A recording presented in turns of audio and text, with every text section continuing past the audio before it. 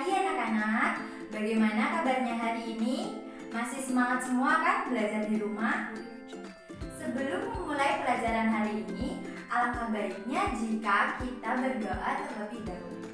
Berdoa mulai. Bismillahirrahmanirrahim. Raditu billahi rabba wa bil islami dina wa bi muhammadin nabiyya wa rasula. Rabbi zidni ilma warzuqni fahma. Amin. Hari ini kita akan mempelajari tema 3, subtema 1, pembelajaran 1. Tujuan pembelajaran hari ini yaitu siswa dapat mengidentifikasi kata kunci pada iklan media elektronik. Yang kedua, siswa mampu menjelaskan organ-organ pencernaan pada hewan beserta fungsinya. Nah, sebelum memasuki pembelajaran hari ini, ayo kita mengingat materi sebelumnya. Pada tema 2, kita mempelajari tentang organ pernapasan pada manusia dan hewan. Organ pernapasan pada manusia terdiri dari hidung, faring, laring, trakea, dan paru-paru.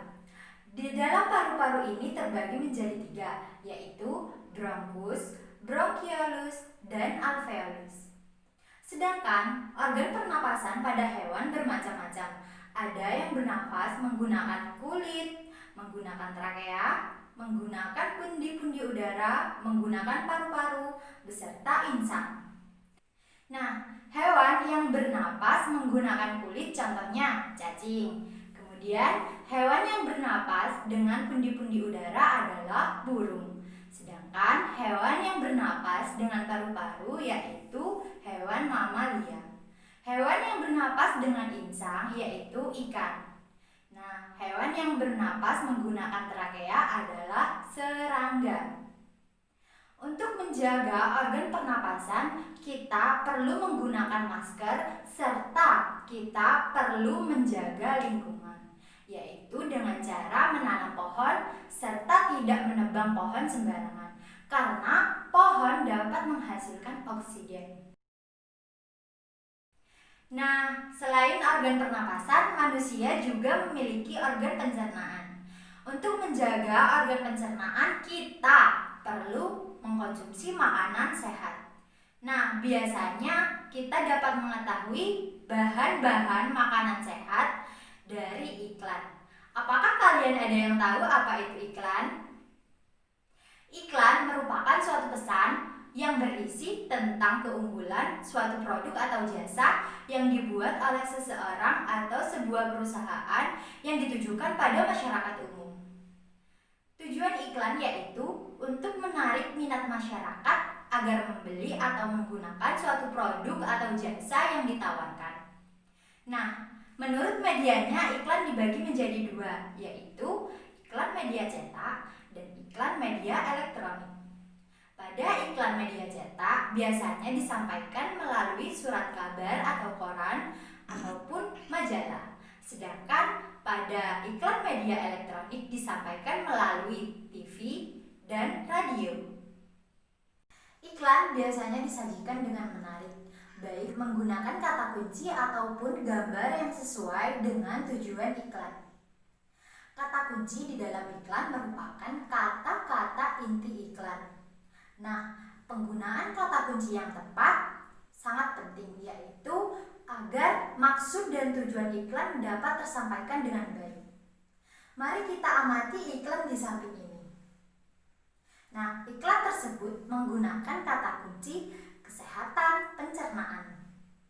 Iklan tersebut dibuat dengan tujuan agar masyarakat mau mengkonsumsi buah-buahan dan sayuran agar menjaga kesehatan pencernaan.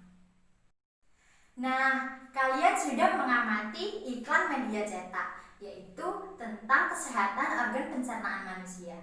Nah, untuk menjaga kesehatan organ pencernaan dilakukan dengan mengkonsumsi makanan sehat. Selain manusia, Hewan juga memiliki organ pencernaan. Contohnya sapi. Ayo kita pelajari mengenai organ pencernaan pada sapi beserta fungsinya. Organ pencernaan pada sapi terdiri dari mulut, esofagus atau kerongkongan, rumen, retikulum, omasum, abomasum, usus, dan anus. Ayo kita pelajari satu persatu. Pertama-tama, rumput atau makanan akan dihaluskan di dalam mulut menggunakan bantuan gigi dan air liur. Kemudian, makanan yang telah halus akan didorong menuju rumen melewati kerongkongan. Nah, di dalam rumen ini makanan akan dicerna dengan bantuan bakteri. Setelah itu, makanan akan disimpan sementara di dalam rumen. Ketika beristirahat, makanan akan kembali lagi ke dalam mulut untuk dikunyah kembali. Nah, setelah makanan dikunyah lagi untuk kedua kalinya, makanan akan menuju retikulum. Di dalam retikulum ini, makanan akan mengalami proses fermentasi dengan bantuan bakteri anaerob. Kemudian, makanan akan menuju omasum untuk dicerna kembali dengan bantuan enzim pencernaan.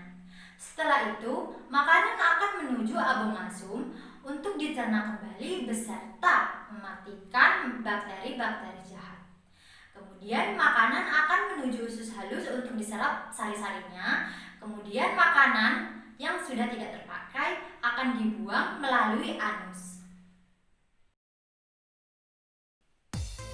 Oke, baiklah, materi hari ini telah selesai.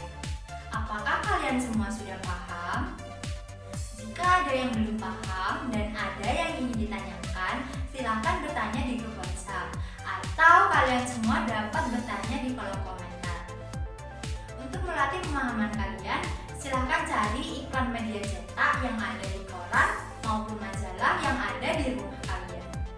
Kemudian, tentukan kata kunci yang ada di dalam iklan tersebut. Yang kedua, buatlah peta pikiran mengenai organ pencernaan pada sapi beserta fungsinya. Oke, sampai jumpa di lain waktu. Wassalamualaikum warahmatullahi wabarakatuh.